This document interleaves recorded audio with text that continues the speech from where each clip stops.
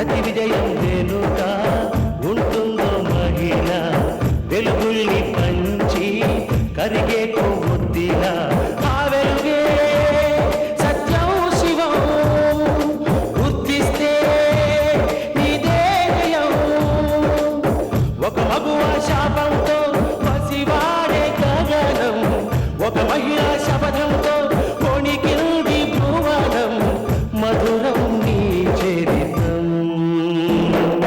ఓ మగువా జయీ భవ ఓ మహిళా విజయీ భవ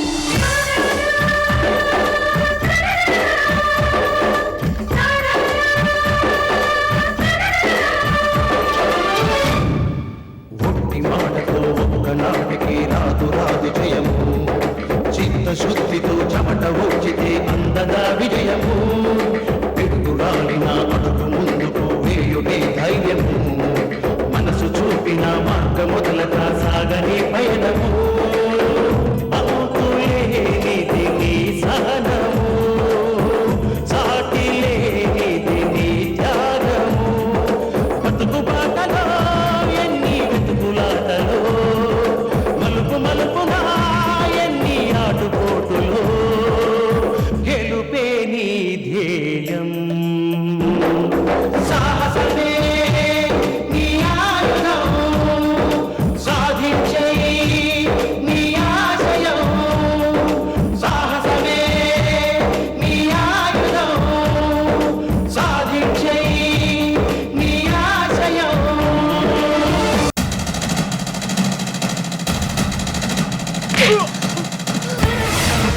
ఏ మాలిని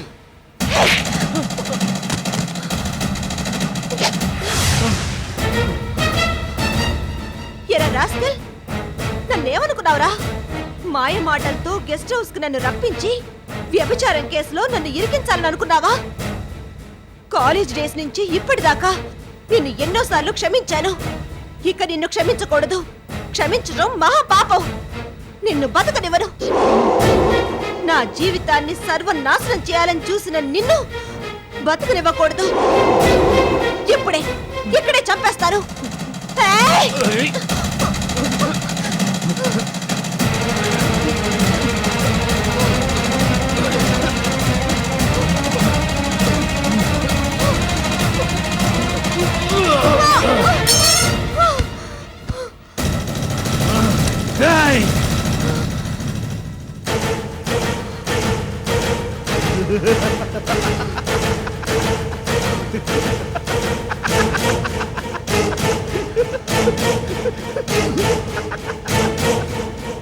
ఏమే నన్ను చంపుతావా?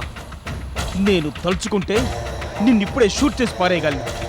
పగ పట్టానే. కాలేజీ డేస్లో 100 సార్లు నన్ను కొడతావటే. ఆ పగ తీర్చుకోవడానికే నీతో ఫ్రెండ్షిప్ చేశాను. నీ వెంట పడేది దానికేనే.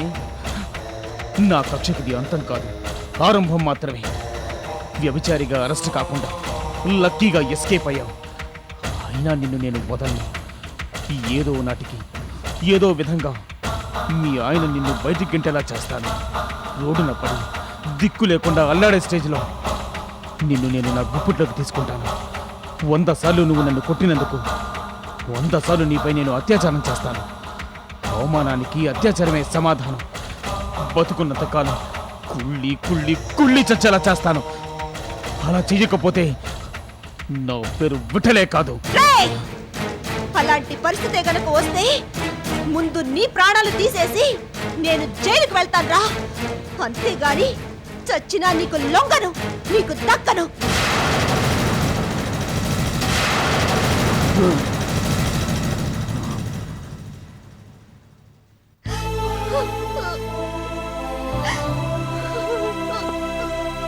మాలిని, నీకేం కానందుకు సంతోషించు. జరిగిన సంఘటన తలుచుకుంటూ ఏడ్చి ఏం లాభం? ఇలాంటి పరిస్థితుల్లోనే నువ్వు ధైర్యంగా ఉండాలి. ఇంకెక్కడ ధైర్యం ఇన్స్పెక్టర్? నీలాంటి వాళ్ళు అనవలసిన మాట కాదిది. భయాన్ని దరిదాపులకు రానివ్వకు. అప్పుడు ధైర్యం నీకు కవచంలా ఉపయోగపడుతుంది. తెలివిగా ఆలోచించాలి, సమయస్ఫూర్తితో నిర్ణయం తీసుకోవాలి. మాలిని, నువ్వు పెద్దింటి కోడలివి, ఉమ్మడి కుటుంబంలో ఉండొచ్చిన దానివి. అందరితో పాటు మీరు కూడా లక్ష్మీ నిలయంలో ఉండేటప్పుడు విఠల్ నిన్ను ఆశించినా నీకున్న బలం బలగం చూసి వాడేం చేయలేకపోయాడు. మీరు వేరింటి కాపురం పెట్టుకోవడం వాడికి అవకాశం ఇచ్చినట్టు అయింది. మీరు ఒంటరిగా ఉండబట్టే వాడింత చనువు తీసుకోగలిగాడు. బ్లాక్మెయిల్ చేయడం మొదలుపెట్టాడు. మీ భవిష్యత్తునే దెబ్బతీయడానికి చూస్తున్నాడు. ఇదే నువ్వు ఉమ్మడి కుటుంబంలో ఉన్నావనుకో, పరిస్థితి ఇంతదాకా వచ్చేదా? ఒకవేళ విఠల్ వల్ల నీకే ప్రాబ్లమైనా వచ్చినా మీ వాళ్ళు ఊరుకునేవాళ్ళు కాదు. అందరూ ఒకటే విఠలకు తగిన బుద్ధి చెప్పుండేవాళ్ళు. వేరింటి కాపురం, ఆడంబరాలకి ఎగపడ్డం, తాహతుకు మించి అప్పులు చేయడం, ఇవన్నీ విఠల్కు అనుకూలించి అతను నీ మీద మెరుపుదాడి చేసేలా చేశాయి. God grace. నీకేం కానందుకు సంతోషించు. కళ్ళు తెరిచి నిజానిజాలు తెలుసుకో. ఇప్పుడు నన్నేం చేయమంటారు ఇన్స్పెక్టర్? వేరింటి కాపురాన్ని గుడ్ బై చెప్పి వెంటనే మీ అత్తారింటికి వెళ్ళు. దాంతో ఆటోమేటిక్గా విఠలాట కట్ అవుతుంది. ఒకవేళ వాడేమైనా తోక జాడించినా మీ వాళ్ళు ఊరుకోరుగా. ఏ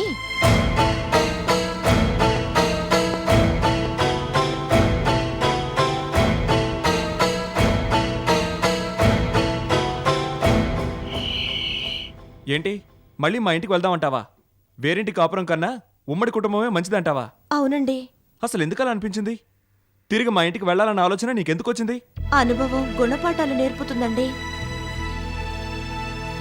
మనం గనక అక్కడే ఉండుంటే ఇన్ని సమస్యలు వచ్చుండేవి కావు. ఒకవేళ వచ్చినా మీ అమ్మగారు మీ వాళ్ళు మనకు సపోర్ట్గా ఉండేవాళ్ళు.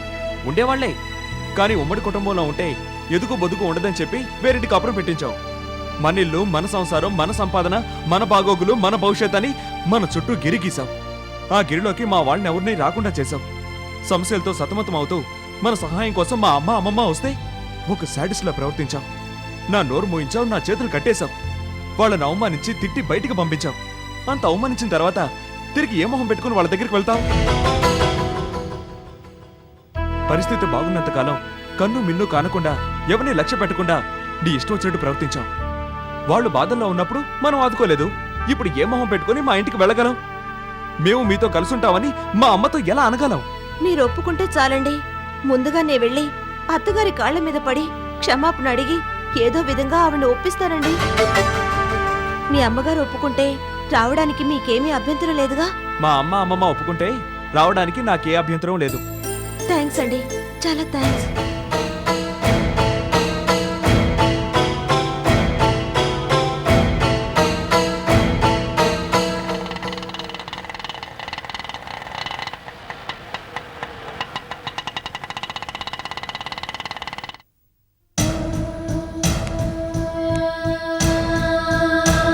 ఇక్కడే ఉండు.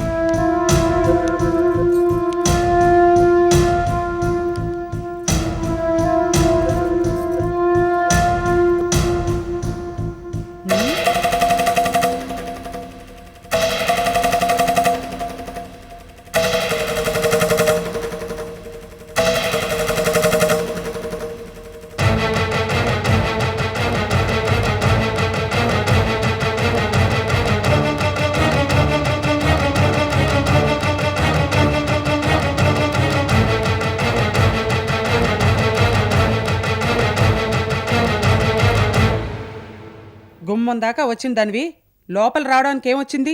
గుమ్మానికి అడ్డంగా నిలబడి తటపటాయిస్తావెందుకు? రా.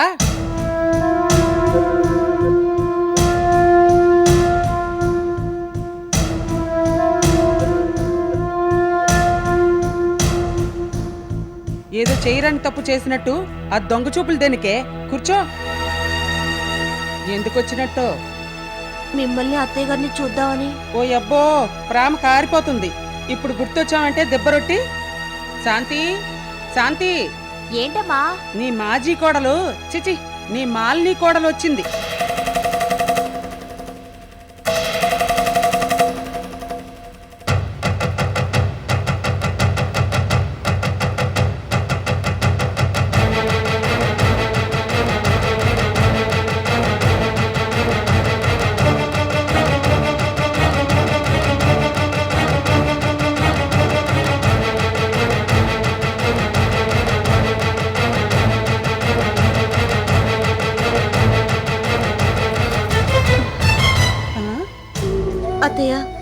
క్షమించండి. నువ్వేం తప్పు చేశావని? ముందు క్షమించారని చెప్పండి. అంతవరకు మీ కాళ్ళు వదలను, లేవను. సరే, క్షమించాను. లే. సడన్ గా కాళ్ళ మీద పడిందంటే ఈ దెబ్బరొట్టి పెద్ద పథకంతోనే వచ్చి ఉంటుంది. అత్తయ్య, నేను మీకు తీరని అన్యాయం చేశాను. అత్తగారిగా కాకుండా కన్న తల్లి కన్నా ఎక్కువగా చూసుకునే మిమ్మల్ని చాలా బాధలు పెట్టాను. ఎన్నోసార్లు మీ మనసుకు కష్టం కలిగించాను. మీ చేత కన్నీరు పెట్టించాను. మీ మంచితనాన్ని అర్థం చేసుకోకుండా మూర్ఖురాల్లా ప్రవర్తించాను. ఆస్తులు పంచమని, వేరింటి కాపురం పెట్టుకుంటామని మీకు వ్యతిరేకంగా పోరు పెట్టాను. చివరికి నా పంతో నెగ్గించుకొని ఉమ్మడి కుటుంబాన్ని కాదని వేరింటి కాపురం పెట్టుకున్నాను. మొదట్లో బాగానే ఉందనిపించింది. ఆ తర్వాత మాకు కష్టాలు మొదలయ్యాయి. ఇప్పుడు పీకల దాకా మునిగిపోయాం. అందుకే మేము గుర్తొచ్చామన్నమాట. అమ్మా, నువ్వుండు. అత్తయ్య, ఇప్పుడు మీరే మమ్మల్ని ఆదుకోవాలి. లేకపోతే మేము ఆత్మహత్య చేసుకోవడం తప్ప వేరే దారి లేదత్తయ్యా. మాలి, ఊరుకోమ్మా, ఊరుకో. నువ్వు ధైర్యంగా ఉండు. నీకు మేమున్నా. అత్తయ్య, మిమ్మల్ని బాధ పెట్టినందుకు మాకు తగిన శాస్తి జరిగింది. వేరింటి కాపురమని సంబరపడ్డామే గాని ఉమ్మడి కుటుంబం సాటి రానిది. వేరింటి కాపురంలో కష్టాలు తప్ప సుఖం లేదనిపించింది. నా అనుభవం నా కళ్ళు తెరిపించింది. ఇక నుంచి మేము మీతో పాటే ఉందామనుకుంటున్నాం. మా తప్పులు మన్నించి పెద్ద మనసుతో మీరు ఒప్పుకోవాలి. ఏమిటా ఒప్పుకునేది? మీకు ఇప్పుడు కష్టాలు వచ్చి పడ్డాయని మేం గుర్తుకొచ్చామా? మేం కష్టాల్లో ఉన్నప్పుడు మీరు కన్నెత్తేనే చూసారా? మా పరిస్థితి తెలిసి కూడా కావాలని మొహం చాటేశారు. వేరింటి కాపురం వద్దంటే విన్నావా? కష్టాల్లో ఆదుకుంటారని మేము మీ ఇంటికి వస్తే నువ్వు చెప్పుతో కొట్టినట్టు మాట్లాడావు. మేము దాన్ని అంత తేలిగ్గా మర్చిపోతాం అనుకున్నావా? అంత చేసిన దానివి ఇప్పుడు ఏ మొహం పెట్టుకొని మా గుమ్మం తొక్కావే? ఉమ్మడి కుటుంబం అంటే ఏమిటో ఇప్పటికి తెలిసొచ్చిందా? పెద్దల మాట చద్దన్న మూట అంటారు. పెద్దలు చెప్పేవి మీకు నచ్చవు. ఆ తర్వాత గాని దాంట్లో మంచి ఏమిటో తెలీదు. కాళ్ళ మీద పడ్డం, కన్నీళ్లు పెట్టుకోవడం, నీలా నటించడం మాకు తెలీదు. ఆదుకోవాలంట, దీన్ని ఆదుకోవాలంట. అమ్మా, అసలే బాధతో వచ్చిందాన్ని ఇంకా ఎందుకు బాధపడతావు? తన తప్పును తను తెలుసుకొని క్షమించమంటోంది. క్షమించే గుణం నీకుందేమో గాని నాకు లేదు. అయినా పోయిపోయి ఈ దిబ్బరొట్టి నాకు క్షమించడం. మా అందరినైనా క్షమించొచ్చు గాని ఈ మాలిని క్షమించకూడదు. ఇది ఊరికే వచ్చి ఉండదు. ఇది దీని మొగుడు కలిసి ఏదో ప్లాన్ వేసుంటారు. ఆ పిసినారు వెదవికి మొహం చల్లక దీన్ని మన మీదకి నెట్టుంటాడు. దీన్ని ఆదరించావో ఈ మాత్రం కూడా మనం బతకలేం. దీన్ని కనికరించి రమ్మన్నావో నేను ఇంట్లో నుంచి వెళ్ళిపోతాను. అత్తయ్య, మాలిని, నువ్వేం బాధపడకమ్మా. మా అమ్మ సంగతి నీకు తెలియందా? కోపంలో అలా అంది కానీ ఆవిడికి నాకన్నా జాలెక్కువ. ఇప్పుడు మా పరిస్థితులంత బాగోలేవమ్మా. నాకో రోజు టైం ఇస్తే ఏ విషయం ఆలోచించి చెప్తాను.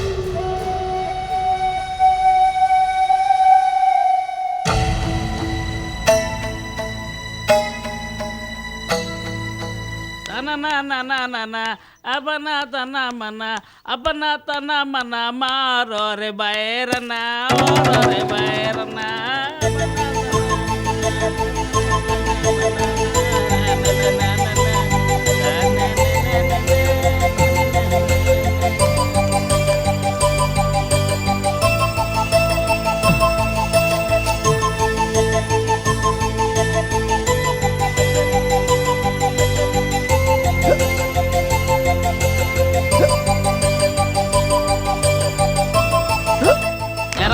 నా బ్రెడ్ మేకలా మేసేస్తావా? చూడ్డానికి కుర్రసదువులో ఉన్నావు. నీకు ఇదేం దొంగ బుద్ధిరా?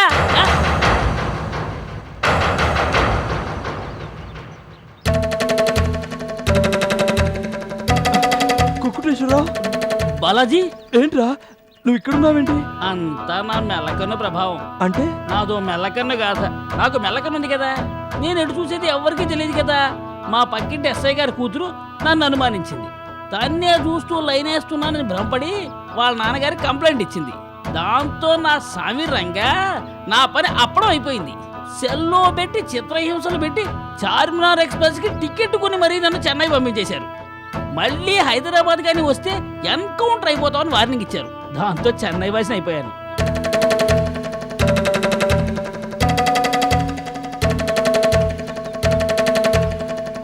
అవునరా బాలాజీ, ఈ కాషాయ వస్త్రాలు అవతారం ఏమిటి? ఏం చెప్పమంటావురా? చేస్తున్న ఎక్స్పోర్ట్ బిజినెస్ చేసేయడోక ఓవర్ నైట్ మల్టీ మిలియనర్ అయిపోవాలని పేరాశకు పోయాను.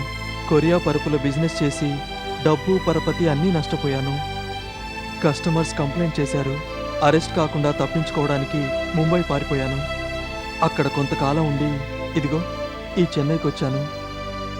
బట్టలు క్యాషు అన్నీ పోగొట్టుకొని ఈ సన్యాసి అవతారం ఎత్తాను. ఇంటికి వెళ్ళలేను, ఇక్కడ ఉండలేను. 2 రోజులుగా ఏమీ తినలేదు. నువ్వే ఎలాగైనా నాకు దారి చూపించాలిరా. ఒరే, నీ సమస్యలు తీరాలంటే కనీసం 1 కోటి రూపాయలన్నా కావాలి. ఆఫ్టర్ ఆల్ 3,000 రూపాయల జీతానికి వంటవాడిగా పనిచేసే నా వల్లే ఏమవుతుందిరా? రేయ్, ప్రస్తుతానికి నాకు అలాంటి పనేదైనా ఇప్పించరా. ఏంట్రా ఆలోచిస్తున్నావు? ఏ పనైనా పర్వాలేదు. నీకు డ్రైవింగ్ తెలుసా? అదేంట్రా అలా అడుగుతావు? నేను సొంత కారు ఉన్నవాణ్ణిరా. సరే, నేను వర్క్ చేస్తున్న చోట ఒక డ్రైవర్ పోస్ట్ ఖాళీగా ఉంది, అది నీకు ఇప్పిస్తాను. థ్యాంక్స్ రా, చాలా థ్యాంక్స్. చూడు, నీకు పని దొరికే వరకు నేనేం మాట్లాడినా నువ్వు అవును అని తలాడించాలే గాని నోరు తెరవకూడదు. అలాగేరా. ఇక నీకు పని దొరికినట్టేరా, పద రారా. ఇలాగేనా?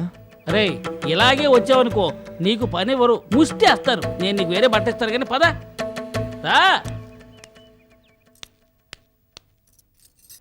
సీతక్క, సీతక్క, సీతక్క. అడ్డే మాలిని, నువ్వా? ఏమిటి ఎలా వచ్చావు? సీతక్కను చూసి వెళ్దామని. లేదమ్మా, సీతాను లక్ష్మి గుళ్ళోకి వెళ్ళారు. ఏమిటి పని? నేను అక్కతోటే మాట్లాడాలి, తర్వాత వస్తాను బాబాయ్. అరేరేరే, ఉండవమ్మా. నువ్వు ఇక్కడ దాకా వచ్చిన తర్వాత విషయం ఏమిటో తెలుసుకోకుండా పంపించేశాననుకో, మా సీత నన్ను తిడుతుంది. అలా కూర్చో. ఇప్పుడు చెప్పు, ఏమిటి పని? అరే చెప్పవమ్మా, మీ బాబాయికి చెప్పడానికి భయపడతావేమిటి? చెప్పు. ఉమ్మడి కుటుంబం నుంచి బయటకు వచ్చిన దగ్గర నుంచి సమస్యల మీద సమస్యలు వచ్చి పడుతున్నాయి. అందుకని అందరం మళ్ళీ కలిసుందామని. సీతకి చెప్పేద్దామని వచ్చామన్నమాట. అవును బాబాయ్. ఎంత బతుకు బతికి ఇంటి వెనకాలే చచ్చినట్టు చీకొట్టి ఇంటోంచి బయటకు వచ్చి మళ్ళీ అక్కడికి వెళ్దామంటావేమిటే కూతురా? అసలు నీకు గుర్తుందా? చదువుకున్న దానివేనా?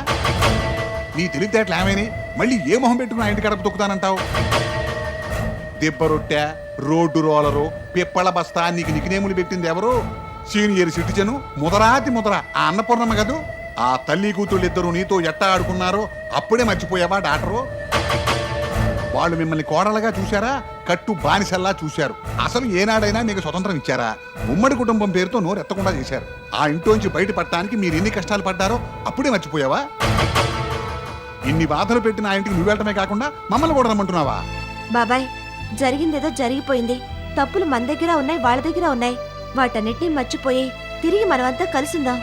అబ్బా, మా గొప్పగా చెప్పావులే. చూడు నాన్న, మీ వ్యాపారాలు దెబ్బతిన్నాయి, పీకల దాకా మునిగిపోయి ఉన్నారు. అందుకని చెప్పి ఉమ్మడి కుటుంబాన్ని సమర్థిస్తున్నావా? ఏదో మా టైం బాగుండి బ్రాంతి షాప్ పెట్టుకుని హాయిగా 2 చేతులా సంపాదించుకుంటున్నాం. ఇప్పుడు మేం కూడా మీతో పాటుగా ఇంటికి వచ్చామనుకో, మిమ్మల్ని అందరినీ మేం పోషించాల్సిందే కదా. మా కష్టార్జితం మీద మీరందరూ బతకాలనుకుంటున్నారా? ఇదేం జరిగే పని కాదు. బాబాయ్, చూడమ్మడు, ఇలాంటి చెత్త ప్రపోజల్స్తో ఇంకెప్పుడు రామాక, దయచేయి. వెళ్ళు, వెళ్ళవమ్మా. ఉమ్మడి కుటుంబం అంట, ఉమ్మడి కుటుంబం. ఉమ్మడి కుటుంబాన్ని కొమ్ము కాయడానికి వచ్చింది. ఆహా.